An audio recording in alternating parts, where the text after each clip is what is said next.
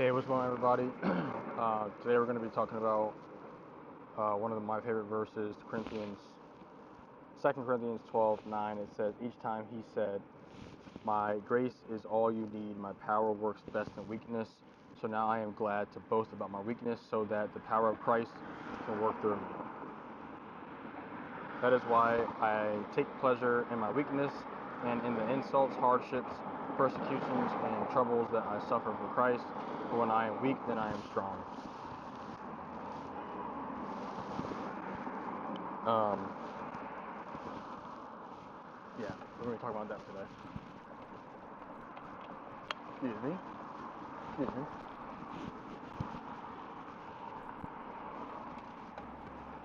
So that is one of my favorite verses because I think one of the main issues or challenges Christians are facing nowadays is endurance. Don't get me wrong, social media is great, but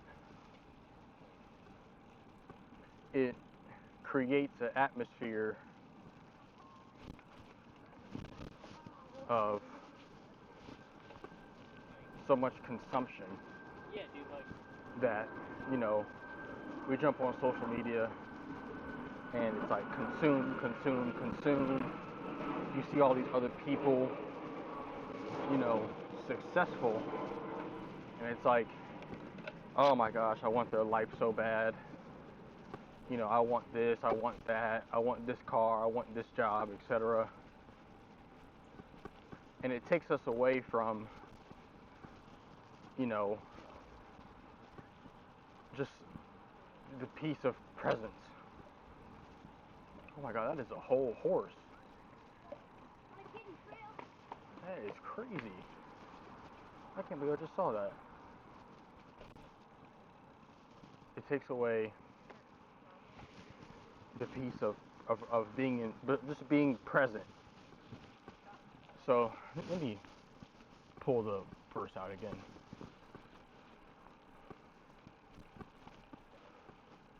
My grace is all you need, my power works best in weakness.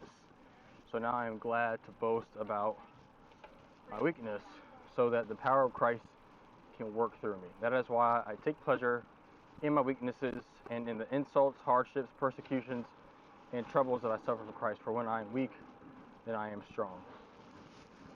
So I think we can break this down into like 2 or 3 sections. The first section is the one I just started out with, which is just the environment that the world is creating for us, which is consumption and speed. We are being molded to expect results right away. Whether it's physically, financially, spiritually, like scrolling through social media and seeing these people that are like so successful, or they're slim, or they're fit, and they have what you want. In the moment, you get jealous. Oh, I want that, or I want this, or I wish I could be that skinny, or that thick, or that healthy, etc. And it takes us away from the power of weakness. So that's the first section. The second section is the power of weakness. Did you know that, it might be hard to believe, but your weakness has purpose for you? Excuse me. Purpose for you. And this is the third part. purpose for other people. When you're going through that hard time, and this is what Christians are guilty of. They want the immediate relief from that issue. And people fail to realize, God, so many people.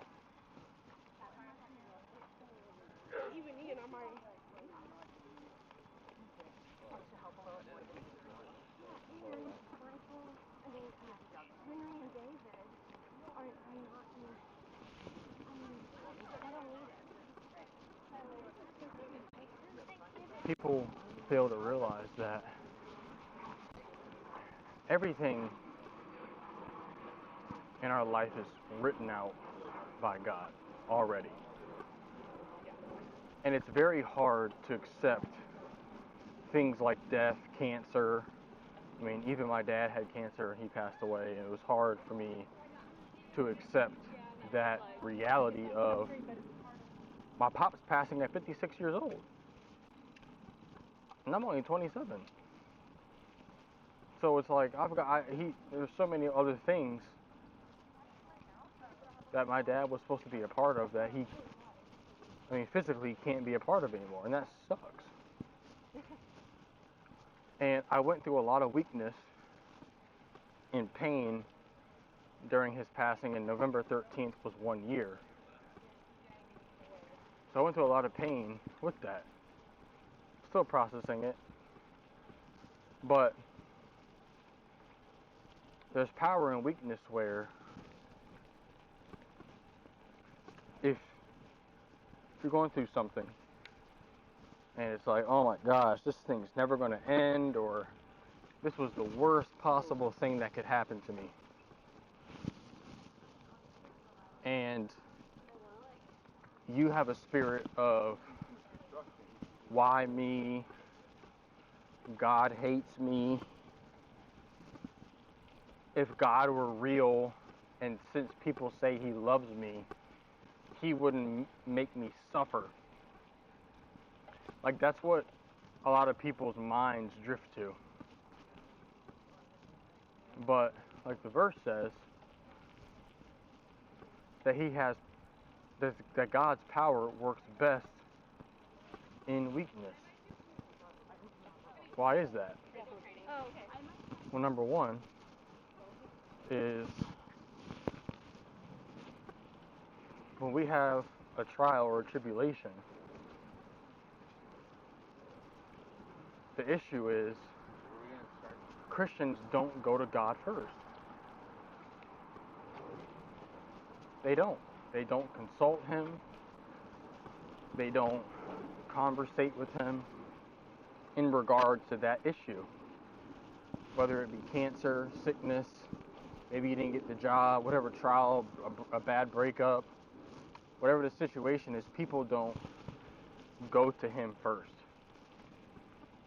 And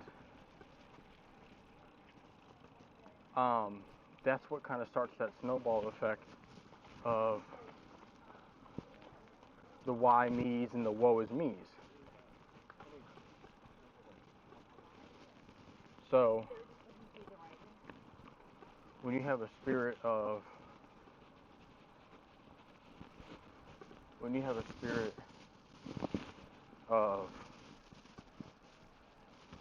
humility, then my AirPods just died. Then what happens is you start having those internal conversations, and it's like, okay, instead of woe is me, it's, God, what are you trying to teach me through this? What are you trying to show me? What is it that you want me to learn from this pain that I'm experiencing, these tribulations that I'm experiencing? And that's going to open up the floodgates to intimacy with him, which is the best thing possible.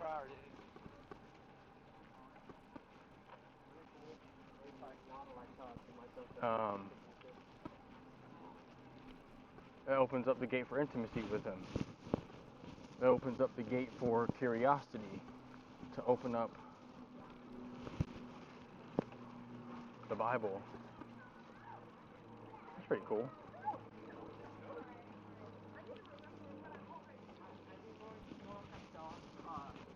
It opens up the gate to, like I said, be curious, which begins to strengthen your relationship with Him.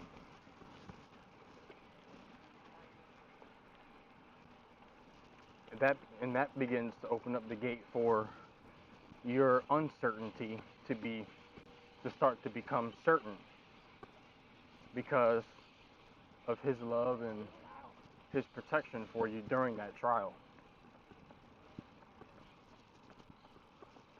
But it's challenging to do that. It's very challenging to be in the middle of something horrible and be like, God, thank you. Like, who wants to do that? So that's the second thing. The power of weakness opens up the gates of humility, which allows you to start to experience His grace. Experience that relationship that He wants you to have with Him. Oh, and by the way, guys, I brought my light today, as you can see. So, the next sentence, it says, so I can boast.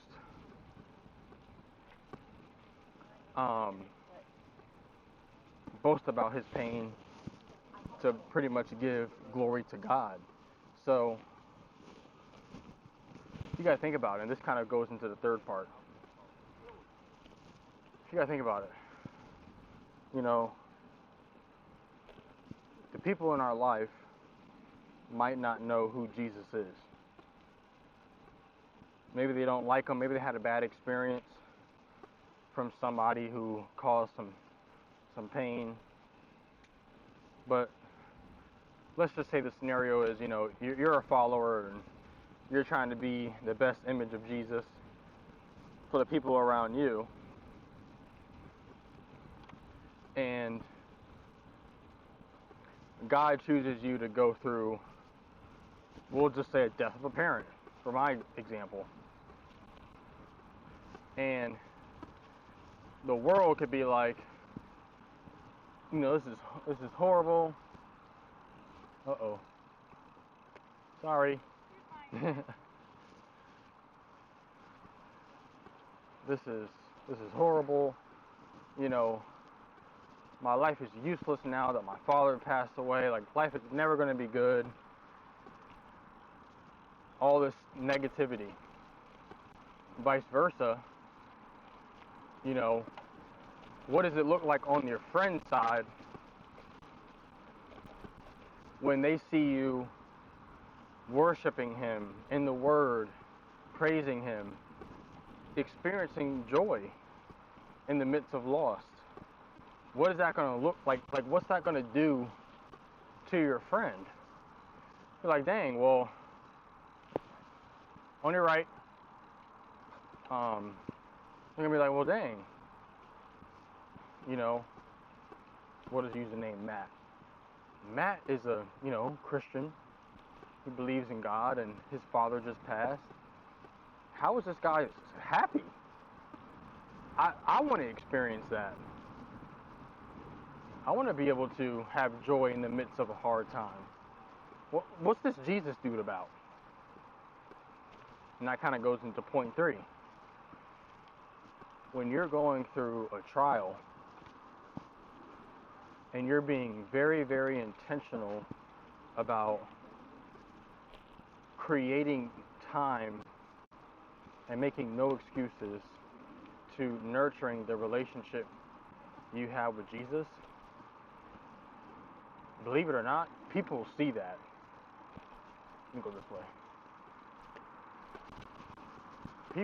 People see that,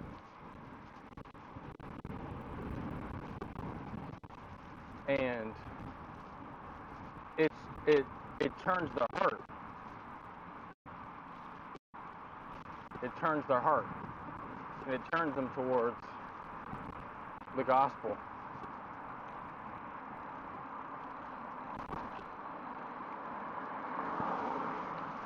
It turns them towards the gospel. And that's your opportunity to share the gospel, since you're the one that knows it.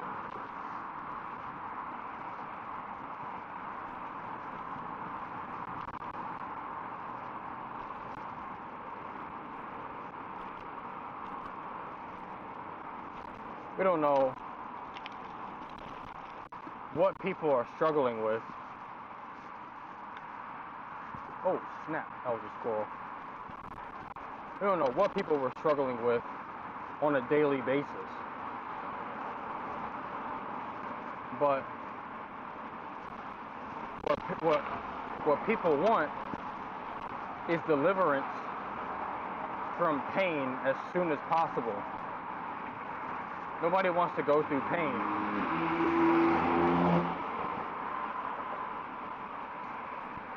But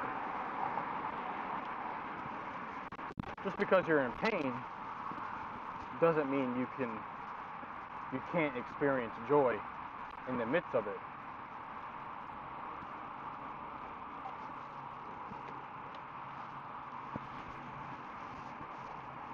When I have kids, I'm probably going to end up having to get one of those. But like I said, just because you're going through pain doesn't mean you don't have access to joy during it.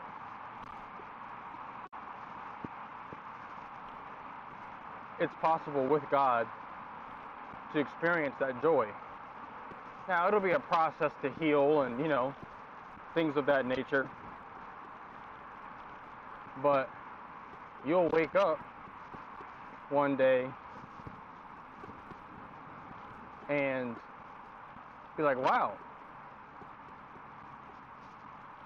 Like, it's 3 months after my dad's death, but I'm actually thankful. I've got life. I've got family. I've been consistent with my relationship with God. I've grown closer to Him.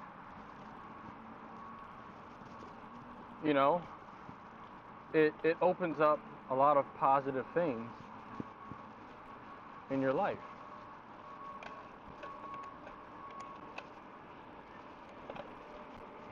But it's challenging to swallow that pill because we want the result right away. We want the deliverance right away. So it distracts us from the ability for us to be patient with God on His timing of our healing. When you I'll use this example. When you break your leg, you have to go to the doctor right away. You gotta go. You gotta go get it fixed as soon as possible.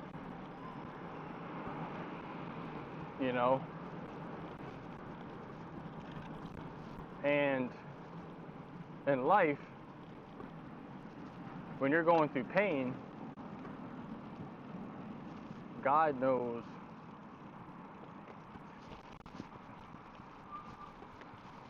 exactly what kind of healing you need in that moment. Whether it's reconstructive surgery, or it's like, all right, bro, you just need to take a little Tylenol.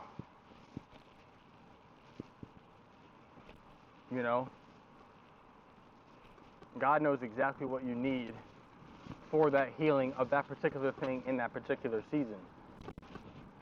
But it just takes the patience and the trust and the faith to say and vocalize, God, you say all things you do are good. Proverbs, the Proverbs verse, you know, you have good plans for us, for good hope and good future, you know, not to hurt or destroy you. And I encourage people listening to this, we've got to actually believe that, because God is a healer, and He's a miracle worker, and all things are possible through Him. You just got to believe you've already received it. Jesus already won on the cross. I think a lot of people forget that, and forget the magnitude of that. So, if that's you, and you're experiencing pain, and you want that deliverance, start to praise God. Wake up and thank Him. Wake up and thank Him for, you know, life. Ask for joy, and you'll receive it. And then your light will turn on, and people will start to become curious about how you are managing this crazy, horrible thing, and you're waking up with joy. And I'm not saying like, you know, you're gonna be out there like you just won $1 million, or, you know, I'm not saying like this from a pretending perspective, but just the ability to wake up and have a smile and say good morning to people, you know, to share Thanksgiving, to maybe give during your times of need. You know, you might not be out here, you know, smiling like a comedian, but your endurance will be that much stronger as you're navigating through this trial. So the boast aspect of it is, it's the main question is, well, how'd you get through that? Like, John, like, how'd you get through that? You know, did you win the lottery, or, you know, what was it? And the result, the answer is the boasting part. The ability to give God the glory from healing you during that trial. That's the boasting part. And that dog is moving. I wish y'all could see that. That's the boasting part. I say, well, it wasn't me, it was God. And it's like, huh. That starts to soften people's heart. You don't know who's going to ask you, or you don't know who's watching you during that. You probably can't even recognize because the situation sucks so bad. You're just trying to make it day by day. Just like everybody else out here in this world. Just trying to make it day by day. But you don't know who's watching. It could be multiple people, one person, and I guarantee it because it happened to me. They'll come up to you and say, wow, your faith was very strong during that. Like, I don't know how you got through that. Like, I respect your relationship with Jesus. Like, how do I get that? How can I get to that point? And that's that mustard seed that God just used you to, you know, plant that seed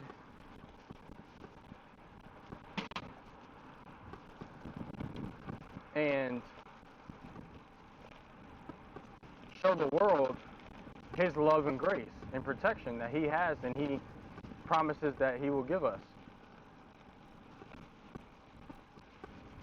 So, It's easier said than done. But if you're watching this, what I want you to do is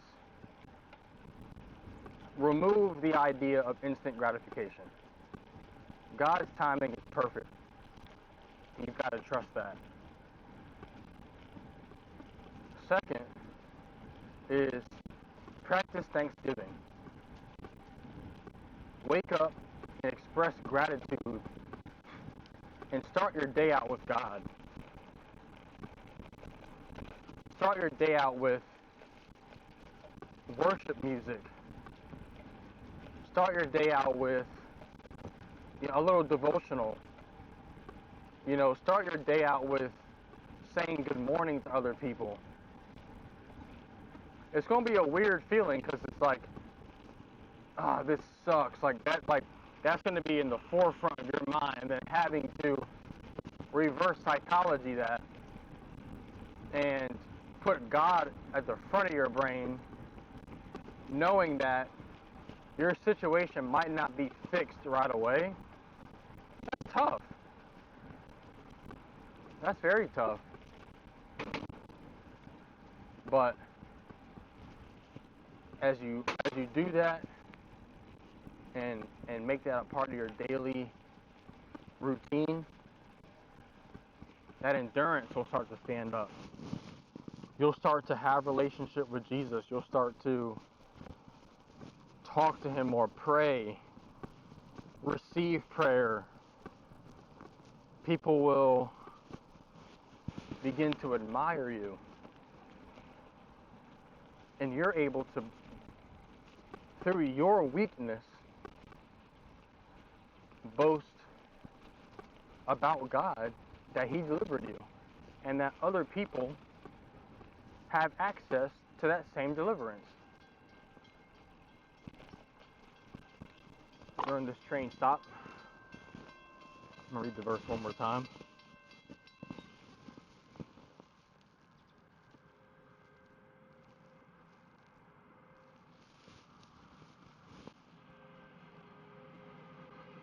Each time he said, "My grace is all you need.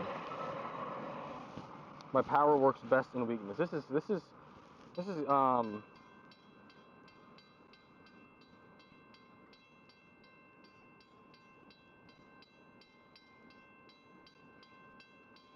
the Lord speaking. "So now I am glad to boast about my weakness so that the power of Christ can work through me. That's why I take pleasure in my weaknesses and in the insults, hardship, persecutions, and troubles that I suffer for Christ. When I am weak, then I am strong." The person who said that was Paul.